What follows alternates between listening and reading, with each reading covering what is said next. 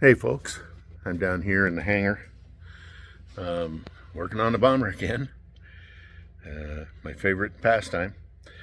Anyway, we've been, as many of you know, we've had our hydraulic system put back together again, and we've had our gear swings, a few of them, but we keep finding leaks. And one of them was, as many of you know, we had our landing gear control valve was leaking.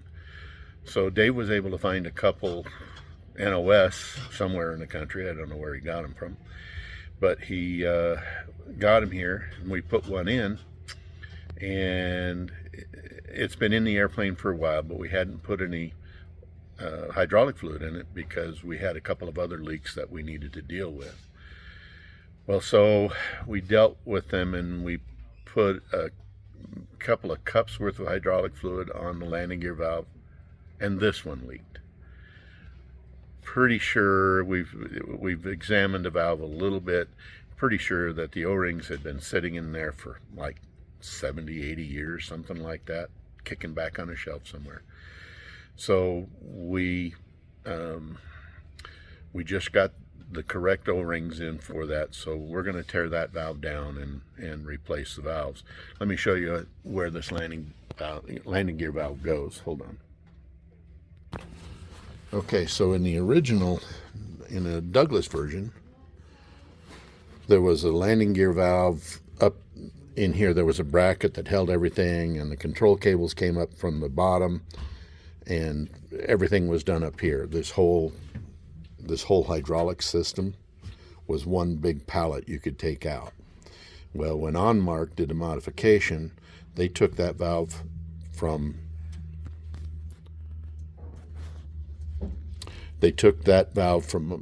where it was up here, and they located it down here in the pedestal, and it mounts in here, and it's really kind of painful to get out. Well, I've had the valve out for a couple of weeks while we waited for parts.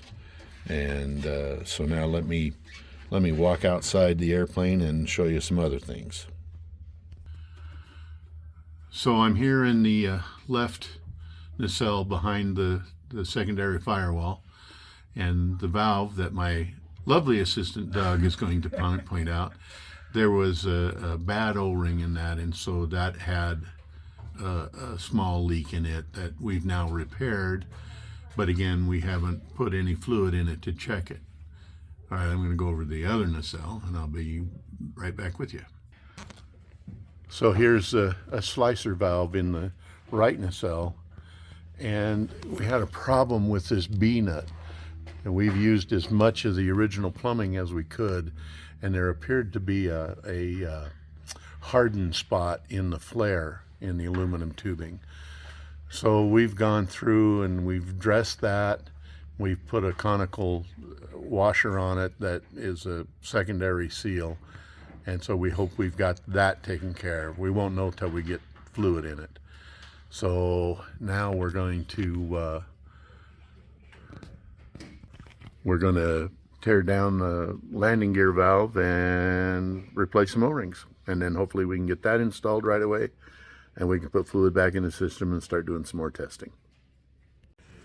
Okay, here's the landing gear valve, and the new O-rings are in here, and new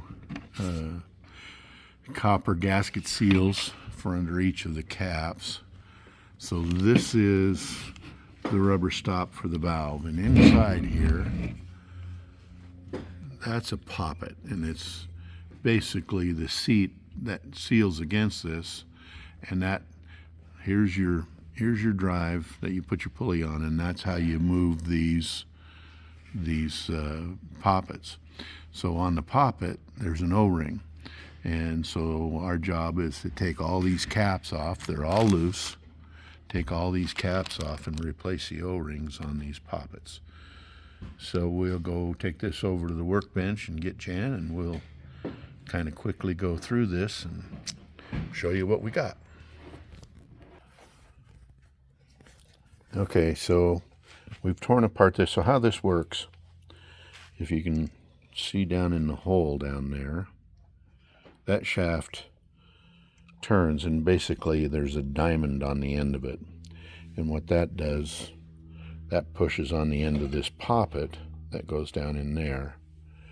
And the poppet in turn, see if I can show you this, pushes that valve open. And what that valve does, it seats right on this edge, right here. So when you turn the valve, it basically pushes the valve up and disengages it and allows fluid to go from one side to the other.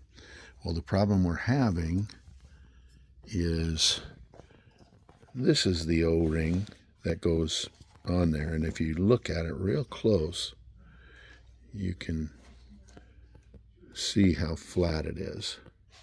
Hang on. You can see how flat. That's just been sitting on the shelf for a lot of years. The only problem is now that this O-ring in its original military is not available by that part number anymore. So they've crossed it to another part number, and guess what? It's a different size. So Jan is going through the O-ring bin and seeing if he can find exactly what we need. So I'll come back. All right, so we've got the valve out of there. And so that silver area that you see down in the bottom of that shaft, that's where this O-ring right here is supposed to seal. Jan has found some O-rings that appear to be what we need. So we're going to try it and make sure it doesn't stick. So Jan's going to stick that in there.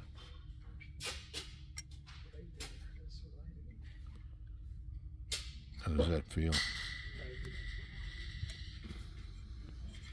Looks like it's causing you grief. Oh, there it goes. Did it get past? Is it down on the... It's down in there. Okay. So let's take this and exercise that. Okay. Okay. How did it feel? That all feels good. Okay. That all feels good. So there's that. Yeah. So the test we need to do is we're going to put this valve together, and then we're going to cycle this and make sure that when we decycle it, that the spring in that valve is enough to override that O-ring and push it back down. So we'll be right back. After you build it? Yeah, so, okay, so I was able to cycle this several times. I'm going to take this cap back out and make sure that that poppet is down on the bottom. And if that's the case, then we've got winter, oh yeah, look at that, right where it's supposed to be. Okay. All right, well, we'll go ahead and put the rest of this together and report back to you after it's assembled. Okay, we've got this all back together again. Everything's tight. Hold on just a second. All right, we've got all of the valves back in it. All the poppets are in it. Everything's tight. We're good to go. And so I won't get this installed today, but probably Monday. We'll get this all installed and we'll test out our system. Thanks for following along, and we'll catch you on the next one.